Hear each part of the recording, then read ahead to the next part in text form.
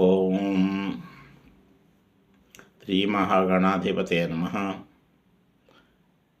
శ్రీ సీతారామచంద్రాభ్యో నమః. శ్రీ గురుభ్యో నమః. శ్రీ మాతాపితృభ్యో నమః. సర్వేభ్యో మహాజనేభ్యో నమః. ఇప్పుడు ఉత్తరాభద్ర నక్షత్రం వివాహ పొంతనలు. వివాహ విషయంలో ఉత్తరాభద్ర నక్షత్రమైన అమ్మాయికి ఏ నక్షత్రాలు పనిచేస్తాయనే విషయాన్ని తెలియజేస్తున్నాం. ఉత్తరాభద్ర నక్షత్రం శని నక్షత్రం మీనరాశిలో ఉంటుంది. మనుష్యగణం, గోవు జంతువు.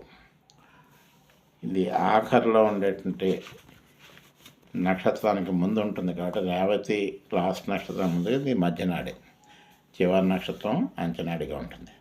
మధ్యనాడి, గోవు, మనుష్యగణం ఇవన్నీ కూడా సాఫ్ట్ అన్నమాట.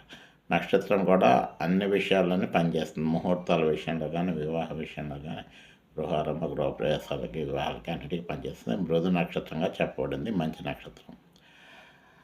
అయితే ఈ నక్షత్రానికి 4వ తార ఉత్తరాభద్ర, రేవతి, అశ్విని, భరణి. శుక్ర నక్షత్రాలు ఇవి శని నక్షత్రాలు కాబట్టి ఉత్తరాభద్ర శని నక్షత్రం కాబట్టి శుక్ర నక్షత్రాలు అయినటువంటి భరణి, పుబ్బ, పూర్వాషాఢలో భరణి పూర్వాషాఢ తీసుకోవచ్చు. పుబ్బ 6వ రాశి ఉండి మిత్రరాశి అయినప్పటికీ కొంచెం డిఫరెన్స్ ఉంటుంది. ఈ 3 పనికి వస్తాయి.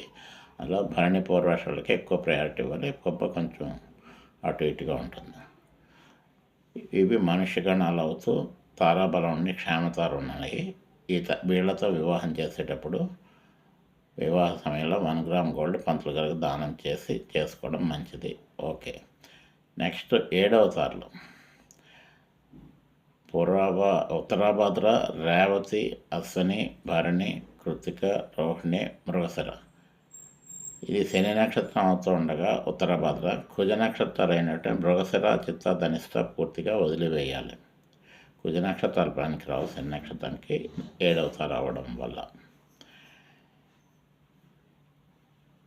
ఇది మనుష్య గణం అయిన అమ్మాయి కాబట్టి మిగతా గణాలు ఒకే పనిచేస్తాయి. ఇందులో ఎక్కువ పనికొచ్చే నక్షత్రాలు ఉంటాయి. ఈ అబ్బాయి నక్షత్రాలు రేవతి, రోహిణి, ఆరుద్ర, పునరసు, శ్రవణం, అలాగే ఆశ్లేష అనేది పనిచేసే నక్షత్రం అయినప్పటికీ కొన్ని సెంటిమెంట్స్ ఉన్నాయి, దాని విషయంలో ఆడుతున్నది.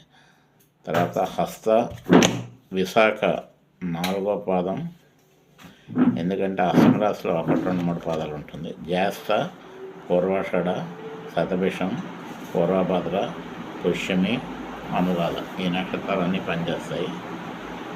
సెలవు.